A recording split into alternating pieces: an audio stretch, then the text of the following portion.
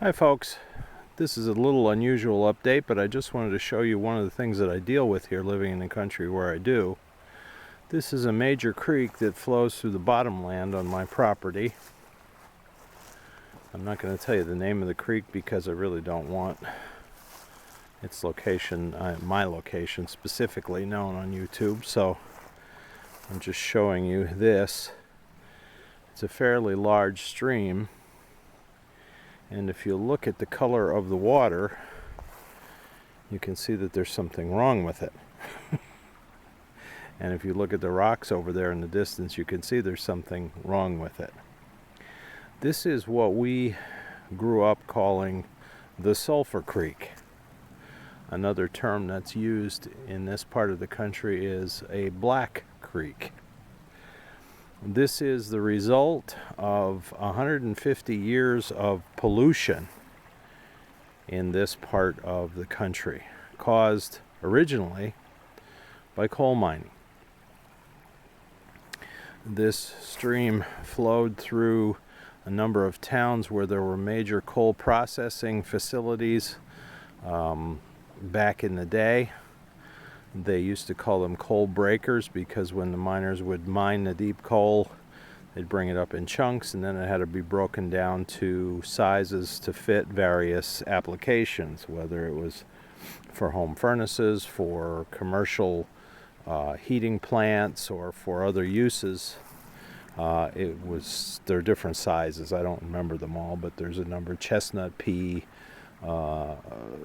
stove coal, rice coal, I forget some of the terms, but it all had to do with different sizes. Well, in the processing, there was a lot of water that was used, and what would happen is they would discharge the water after they were done processing the coal into the local creek. And that's why, I'll take you over here, you can see part of the reason that this land here has an awful lot of dark soil that we would call coal dirt or coal silt, because this was stuff that was either deposited here when the creek flooded, or it was deposited here by the coal breakers. There used to be a coal breaker over in that part over there years ago. It was went out of business in the mid-1960s. I barely remember it, but it was there. Well, there goes a deer going up through there. The quality of this stuff was so low grade that they couldn't use it, so they just dumped it in a creek. Well, that polluted the stream. Now, there has been no deep coal mining or even coal processing upstream from this stream in decades. So why do we still have the pollution? Well, for one thing, the various people who dug deep mines, some were in company from coal companies, some were individuals who were just trying to eke out a living that they used to call bootleggers. People would just go up in the hills and dig a hole till they found a coal seam and then work it privately without permission, probably trespassing on other people's property, etc. And many times they would strike the water table. Well, when they did that, the pressure that the water was under would come out, and it would bring with it dissolved minerals from deep underground. Some of what you see here is dissolved sulfur, of course, that's why they call it Sulfur Creek, but there's also dissolved iron. I shouldn't say dissolved, it's actually floating in suspension, not solution, if you know the difference between the chemistry terms. There's manganese, and I forget what else is in there, some copper, I guess. Not to the extent that it has any real mineral value as far as mining goes, but it has polluted this stream to the point that the Department of Environmental Protection considers it a dead stream. The pH is, I think, very acidic, and it is next to impossible for any kind of quality of marine life to live in it. Now, there probably are the occasional fish here and there. I do know that every once in a while we'll see beavers come up through and set up shop for a while. They don't live in it, but they just travel up and down the creek per se for a while.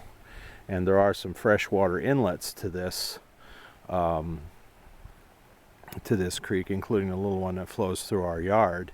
So it isn't a completely polluted waterway, but the main branch here of the water of the water flow is polluted.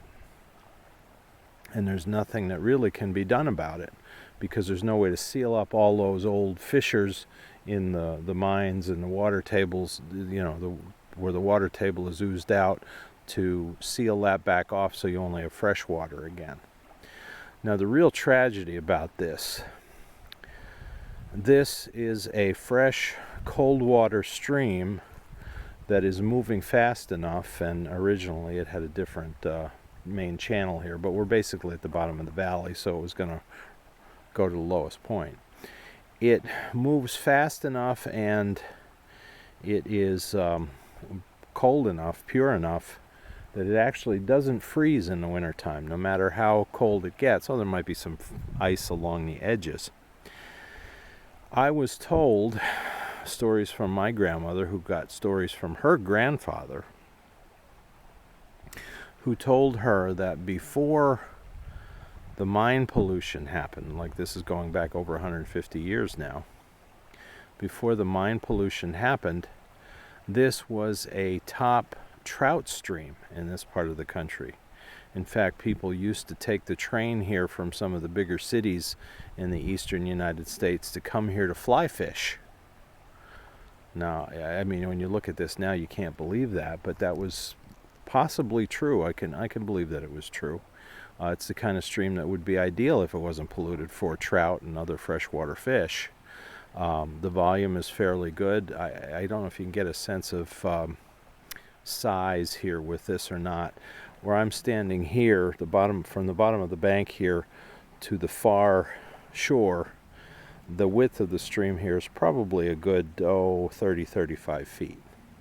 I think the average depth in here, and it varies greatly, of course, depending on how much rainfall. We haven't had a whole lot of rain. It's about average right now. It varies in depth from maybe just a couple inches in certain places down to maybe 5-6 feet. It's a substantial stream, and it's a terrible shame that this was allowed to happen. Now, I'm not an environmentalist, but I do believe in taking care of the natural world. And I wish there was some way that this could be restored, if for no other reason than to provide people with recreational fishing opportunities. Or this could be used possibly for irrigation for farming if the creek water was, not so polluted, if it was clear. But unfortunately, because nobody thought about protecting the environment, they were just out to make a buck back in the 1800s and into the 1900s. When coal was king, they didn't care. It wasn't their land. They didn't live here. Many of these coal companies were owned by people in the big cities in the east, and so the poor people out in the country, it didn't matter what they wanted. So I'm not opposed to what happened with the coal mining. We needed that for growth as a nation, to provide power for steam for generators, for factories, for all kinds of industrial uses and commercial uses, big furnaces for apartment buildings and things like that. It was all necessary, but they should have done a better job in protecting the natural world. And so what you get here is you get all kinds of scrub vegetation. It doesn't really grow well with the coal dirt soil is very acidic, so you don't get great plant growth here. You get this kind of scrub stuff. Eventually, in time, I think it's possible that the vegetation could form a new bed to kind of bury this coal silt. As you can see, it started to a little bit there. But if you look around here, I'm showing you part. These are the coal flats here at one time. When I was a kid, there weren't many trees here. It was mostly just coal silt, piles of coal silt. There are some trees there you can see, and there certainly is some wildlife in here.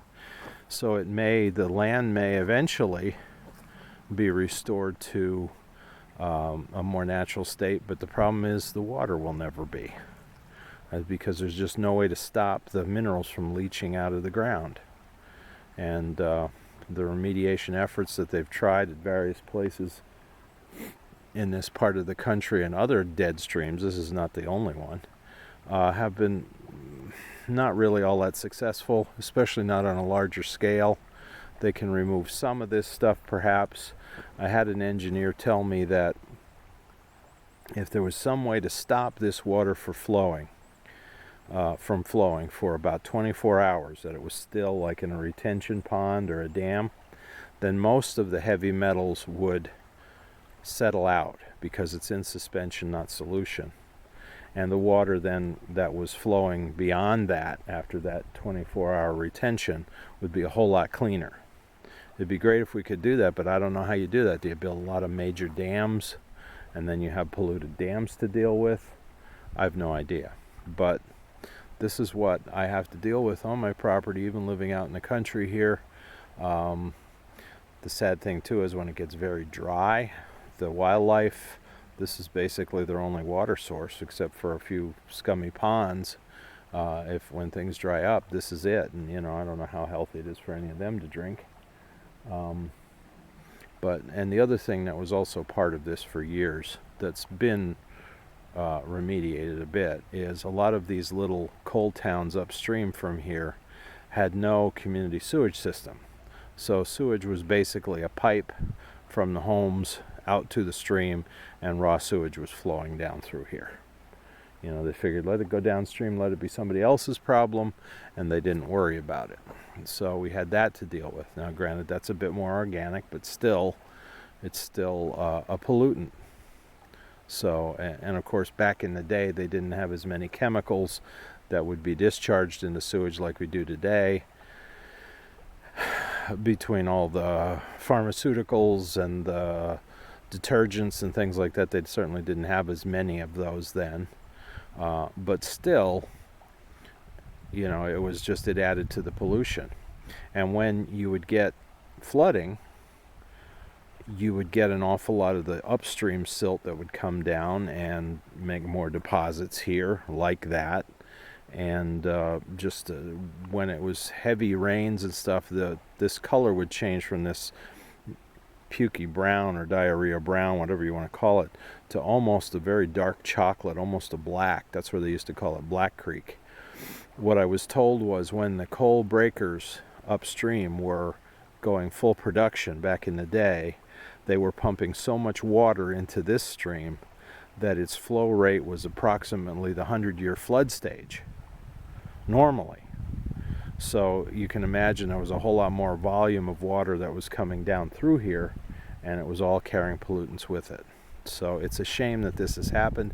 I wish again there was some way that could be changed, but this is what I have to live with, sadly.